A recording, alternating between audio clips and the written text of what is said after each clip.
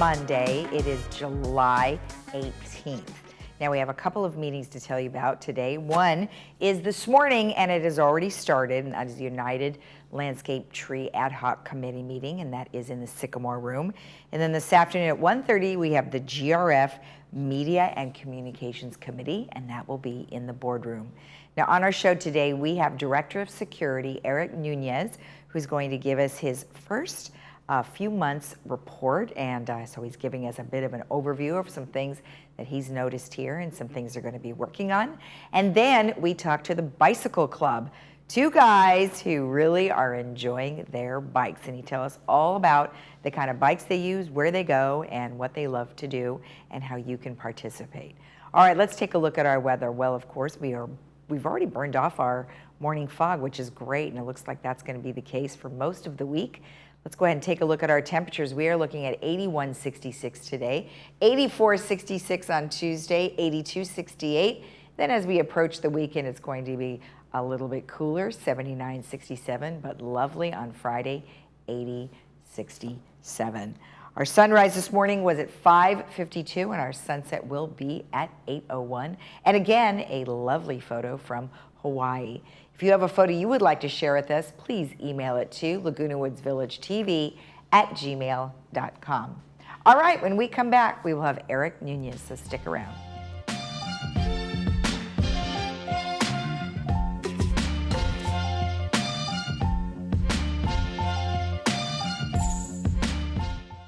Welcome to OCI Care with Dr. Vyas, Laguna Woods' most trusted premium laser eye surgery and comprehensive ophthalmology center. Located in the heart of the Laguna Woods community, OCI Care specializes in laser cataract surgery, glasses-free cataract surgery, microscopic glaucoma surgery, diabetic eye checks, routine exams, and all your other eye care needs. Dr. Vyas and the OCI Care staff believe in one-on-one care and the patient-physician relationship. Come in for your appointment today for a lifetime of better vision.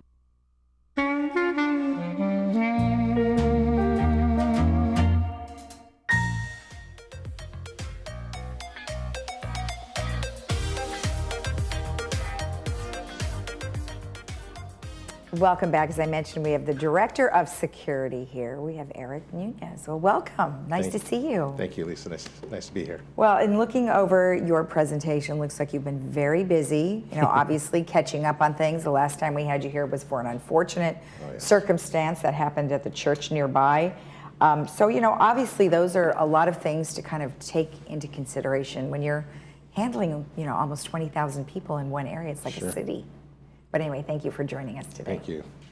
So let's start with kind of an overview. I know you have sort of a scope of all different things that you guys do in security. Sure. I think what I wanted to share with you and your audience that, especially the ones that I highlighted in blue, the ones that are most familiar, that's on the screen and on the monitor, we have monitoring gates, field supervision, routine motor patrol, and traffic control program and security dispatch center that handles most of all the work that's done through security.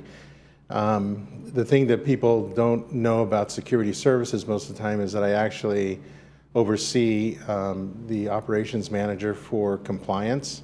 Oh. And as well as, I think, a guest you may be having coming up, and that's over our social services operations manager, Susan. Yeah, no, I didn't know that. Yeah. Okay, all right. And so, and they actually, when you think about all three of those things, they kind of work hand in hand, because some of the issues that we have obviously appear to be sometimes a lack of compliance when it may be a social services need that they are experiencing, and we're able to put them in touch and realize that it's not just clutter, it's another issue happening, right? Yes. And Susan's team is able to come in and be able to make referrals and work with folks on these things. Okay. So, and then obviously our relationships that we have with the Sheriff's Department, who is our law enforcement jurisdiction and provides those services for us. So that's really the scope of the services. It's real brief down and dirty, as they say. But and on the next slide, I guess I wanted to show you just briefly, if you would, the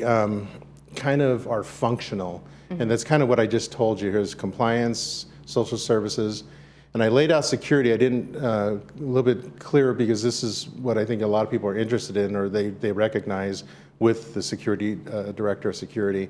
And that's our units, our patrol officers, our dispatchers, traffic specialists, gate ambassadors that they're very familiar with. We also do our own investigations on misconduct and things that are happening in the agency and complaints. And our coin services are the things that we see at the laundry. You know, folks, somebody has to go by there and pick up all that change that they use. Oh, and is that you guys? That's us, yeah. And it's actually a team of guys, and they're just really hardworking gentlemen, and they go out there and perform that operation, and then we do some of our field training as well. Okay, you know, let's go back just a little bit to kind of up to the top. So you oversee compliance, security, and social services, all right? But then you go down and you talk about all of these other types of things. So at what point, you have patrol officers, so at what point do you get together with the sheriff's department? Do you bring them all in, or is it just you meeting with them, or how does that work? It depends on what the issue is. Like, we've done some training where and I'm trying to actually arrange for some of this training and in the future, and it's active shooter type training. Okay. So we would have the folks from security involved in that initially, but actually this training is for non-tactical purposes, and so it's really an educational outreach, and that's going to be done with all of the staff members throughout VMS. Village Management Services, as well as I'm hoping to bring it to our board of directors as well, so that everybody that are at those kinds of meetings where we congregate, if there's somebody disgruntled and something happens, you know, we'll know what to do, and they'll be better trained for it. Well, and as you, I'm sure, are aware, is that the boards are trying to come up with some sort of verbiage that will help to assist when there is somebody who might be disgruntled or unhappy with the way things are going in some of the board meetings. So I'm assuming that falls under you as well as compliance. Yeah, we get notification of some behavioral issues, and it may be actually a violation of HOA, so compliance will get involved and start tracking that and maybe investigating that. But the sheriff's department, we get involved in on a routine basis just for any crimes committed in the village. They are the handling agency that do that, and sometimes they're not called right away, they call us, but we'll make sure that they're notified so that they can respond. Okay, fantastic. And we do actually have a 24/7 phone number in which people can call, which I have to share with everybody.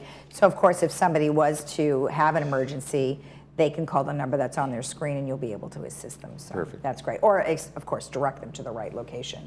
Okay, so your next slide really just talks about, you know, some of the things that have happened over the, you know, your first 60 days of being director. Right. I was asked, and I delivered a presentation about first 60 days look at, and it was mostly focused on the organization itself and the units that I'm in charge of.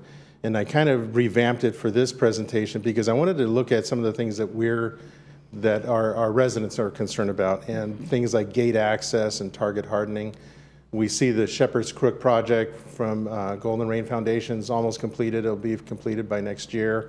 Right. But there are also the mutuals that now have to follow suit with that kind of thing, and replacing that barbed wire look and aesthetically more pleasing, the Shepherd's Crook, but just as effective. Okay. And then one of the things that I was talking about the coin team. Well, we had 6 coin boxes that were broken into and damaged, and an unknown amount of cash was stolen as a result of that. And so we had to get those things fixed and replaced, but putting extra patrol checks on there to make sure that we keep an eye on these things, right? Right. One of the more serious things we saw was about a 9-day, 10-day period. We had about 8 golf carts stolen. Wow. And that was big news, right? Obviously, and those aren't. I mean, those are at least $15,000 type of pieces of equipment. And fortunately, we recovered 4 of them on the property, and that's something that the sheriffs are now investigating.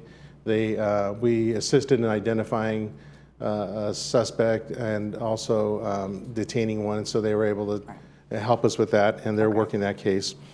And then, of course, the active shooter situation that we talked about last time with, the Geneva Presbyterian active shooter, because it was just, I mean, it was not only was it tragic, but so close to home. But obviously, some of the people that were injured were also members that live here. Right. You know, and so that was, it's still a very, very emotional subject. Right. And we're working on that. And then increasing customer service, I believe, is something that I'd like to see happen. You know, we know that needs to happen. It's something we have to work on every year and all the time. One of those things are responsive to calls for service, or the emails. You know how it is. We get tons of emails, but we have to respond to those, handling complaints. And one of the things we've noticed, actually, Lisa, was our when we have a phone box, if you will, a message box for a specific service at the security department. If that person's gone that day, they're the one that operates that. No one's answering those things. I see. So we got to figure out a different system. So hey, that we have a rollover if someone is not there, so we can respond more expeditiously. And then we're going to do an educational outpiece, I think, or outreach for compliance and complaints in general. That's something I'm working on with my manager, because people don't understand how the complaint process works. Yeah. And some of them are very simple, so they get done quickly, and some are very complicated and complex, and so they don't. And there's just a ton of frustration with why are these taking so long and what's happening with this. And so we want to make sure we educate our folks, and then they'll also do that self-policing where they're going out and making notifications to us and saying, hey, we know this is a violation, or we believe this is, can you handle that, right? Right. And then I guess overall just streamlining and refining workflow for effectiveness and efficiency, and looking at that. And that's something that I've been pretty good at throughout my career prior to coming here. And so it's something that I'm going to be continuing to do while I'm serving as a director of security. Great. Well, you know, making sure that the process is efficient and quick is always a good idea, because then you can get back to the residents and they will have a better understanding for sure. So that's awesome. All right, so 2023 priorities, you have quite a few here that you would like to go over. Well, the first one is really about creating, it all begins with training our personnel to deliver better services, right? So creating that training curriculum to address just uniformity issues, standard operating procedures, policy issues, and making sure everybody adheres to those strictly. Because one of the things that increases morale if everybody knows what the rules are and then follows them. And then it really limits reduces our exposure to liability as an organization. And as I said, I'll perform operational reviews of divisions, all three divisions that I manage, and their performance, and also look at some of the budget control tools that are there, or things that are available for me, the practices that I can either incorporate or change a little bit, tweak. Okay. Implement functional reorganization, I say, where it's appropriate, and that's appropriate because you don't want to just change for change's sake. Right. Because then you have to rebuild, and once you figure out it doesn't work, I want to make sure we streamline the access process mostly, because then give our residents better access to us, easier access, instead of all these layers that they might have to go through right now. And there are a few. Okay. And then, of course, the best practices for recruitment and retention. You know, throughout VMS, you know, we're all working a little bit short right now. Yes. And we're trying to figure out how to get people, you know, back to work and want to work, and then keep them on board, you know, right. And keep their morale up. And then, as always, you know, identify cost-efficient, effective ways to, I call it target harden the village perimeter and its assets. But and it's simply that, is if this is the target for crooks and thieves and all kinds of other folks to look at, we want to make sure that this target is very hard for them to, you know, penetrate and exploit. Exactly, and you know, that certainly is ideal. You've got a community of 20,000 people. I think we've already said that, and of course, it's like running a mini city. So you definitely need to make sure that everybody is protected, because they have dues, just like, you know, most communities like this do, and they want to make sure that it is safe. So, so far so good. So thank you so much. We appreciate the information. All right. And as I mentioned before, if you have an emergency, of course, you should always call 911. However, if you have something that is security related here in the village, you will be able to contact them 24/7 at the number on your screen. We'll be right back.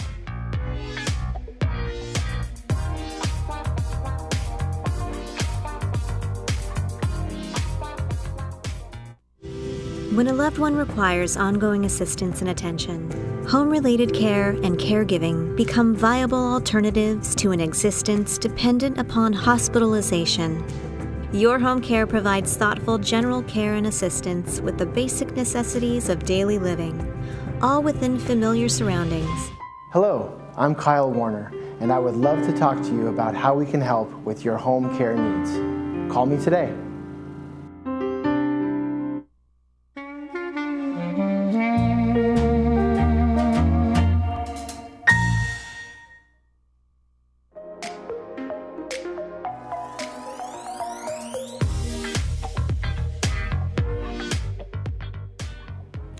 Welcome back. Well, I have two very special gentlemen here from the Bicycle Club. I have Ian and Bob. Well, welcome both of you to the show. Morning. Morning. And they're wearing their green, just as I requested, so awesome.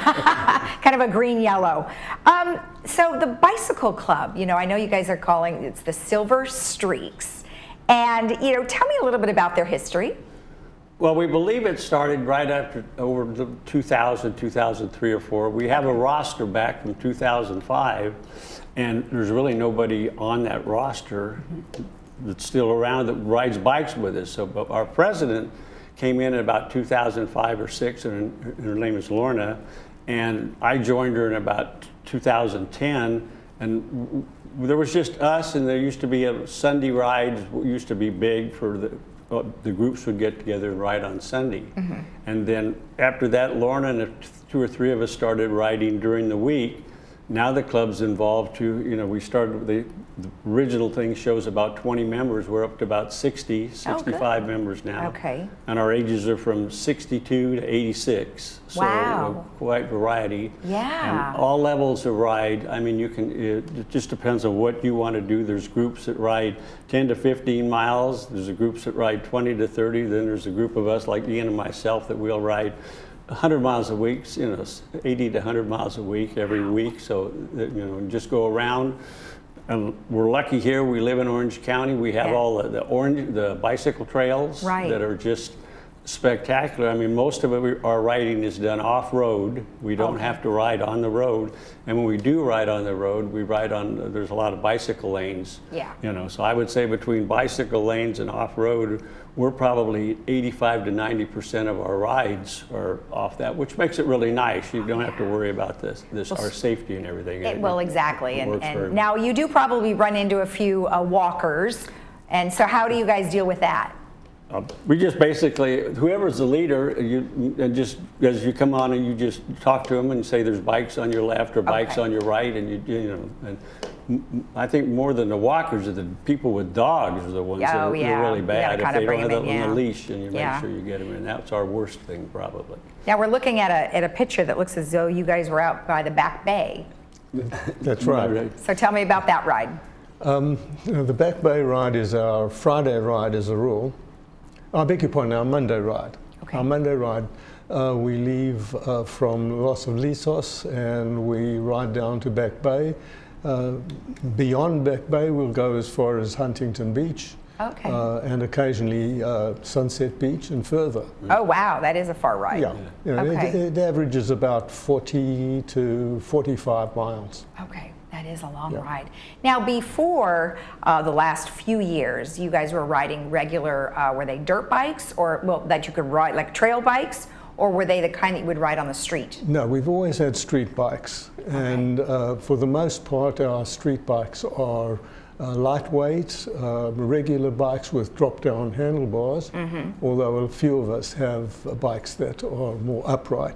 Okay, and now what we're looking at, is this more of an assisted, you said it's an assisted bike, it's not a full riding bike? No. Just personally, I ran into problems about 3.5 years ago getting pain in my leg, particularly when I went up a steep hill or ran into strong headwind.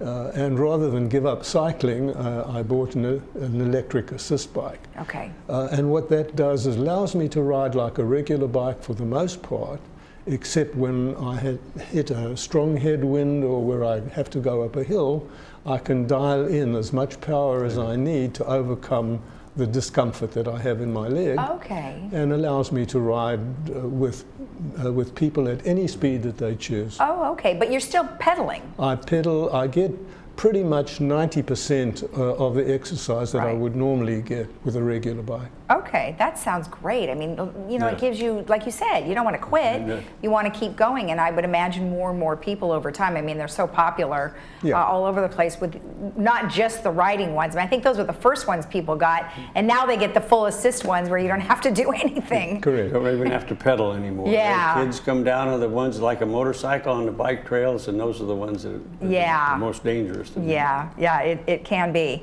All right, so let's find out, when are your rides? So we already found out Monday you're doing Back Bay. What about the other days? Yeah, we ride 4 times a week.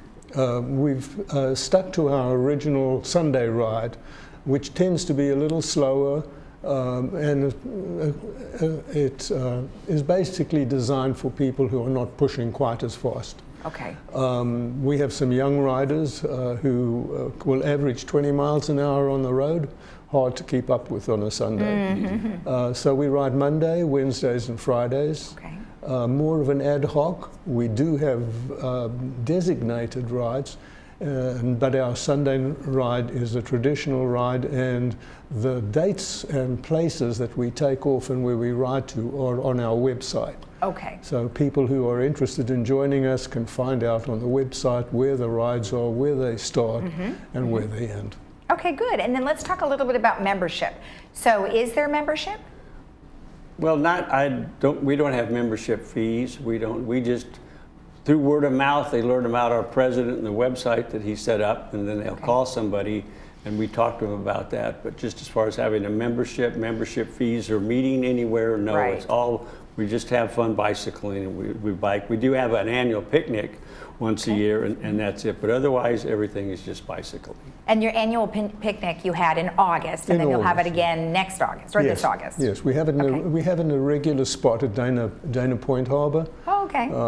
We eat pizza, eat watermelon, and a lot of camaraderie. Everybody turns up with a big smile on their face. Nice. And then you're going to be part of the Village Games, right? Yeah. We have been traditionally. Usually we award gold medals for people who do 100 miles. 100 miles. Wow. 50 miles you get a bronze medal, and 25 miles you get a silver medal. That is great. That is great. And then what is your website? The website is on the Village website. Perfect. So it's nothing that we put up ourselves. It's not. It's hosted by the Village. Okay. All people have to do is look up the Bicycle Club and they'll find us. Excellent, excellent. Well, thank you. Is there anything I missed? I think you've done a good job. We've traveled along a bicycle, done a lot of miles over a period. I average about 5,000 miles a year. And just ride bikes around here, and I said it's really nice. We have a very enjoyable time. We have a great club. Boys, girls, men, women, it's a mixture of everything, and everybody rides. We all ride together. It doesn't matter who you are or what you are. I do almost as many miles on my bicycle as I do in my car. Wow. Well, that is impressive. That is very impressive. Well, congratulations on that, and thank you so much for sharing the information. Thank you for having us. We really appreciate the opportunity. We will have you again. Thank you. Thank you. If you want more information about the Silver Streaks Bicycle Club, you can always go to the website, and that's the LagunaWoodsVillage.com, and you just look up the Bicycle Club. We'll be right back.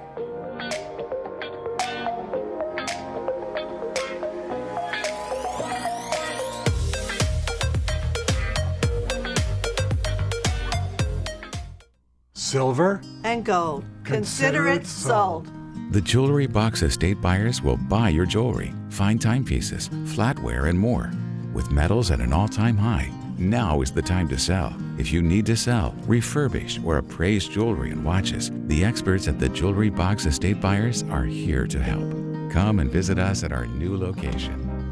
At the Jewelry Box, it's about trust.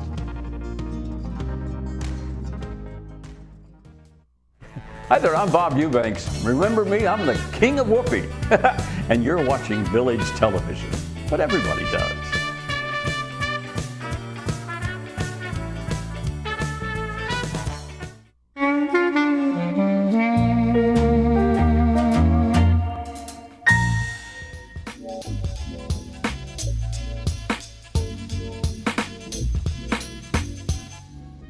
Welcome back. Our movie for today is called The Last Word, and that is starring Shirley MacLaine. And you can catch that today at 2 and 6 p.m., and that is sponsored by Memorial Care. And just another few announcements. We just wanted to remind you that CBS is still having pixelation issues. So CBS was, they were alerted last week, and so they are still working on that. So we wanted to let you know that we have contacted them and to be patient. We hope that'll be squared away in the next couple of days. Okay, just a few announcements. Pro Smiles, we had interviewed them a couple of weeks ago about their teeth whitening, and they do have an in-office whitening special, which is only for our Laguna Woods residents, and it's $399 to have your in-office whitening. And just make sure you mention ThisDay with Lisa Hart, and they will go ahead and honor that price for you. So check that out. The Baha'i Club this week is having an event, and it's called Transformations Through the Virtues. And that is going to be in Clubhouse 1, Room 2 at 6:30 on Tuesday, July 19th. And you'll want to get in touch with them, and I would go to the Laguna Woods Village website. So that's lagunawoodsvillage.com. You would go to clubs and you would type in the Baha'i Club, and it has all the information there that you need.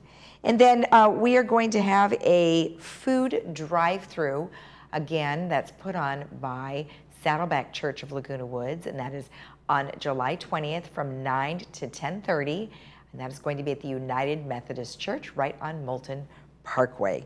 And then don't forget that the Pageant of the Masters is going on this summer through September 25th. And of course, you can always get pageant tickets at pageanttickets.com. All right, let's go ahead and take a look at our weather. As I mentioned, we're burning off the fog earlier and earlier each morning, and we're looking at beautiful skies, sunny throughout the week. Although I did hear up north of us in Los Angeles, they might be getting some sprinkles. They've got some clouds up there, but not here. 81-66, 84-66, 82-68, 79-67, and 80-67. Have a great day in the village. We'll see you again tomorrow right here at 9 a.m. Bye-bye.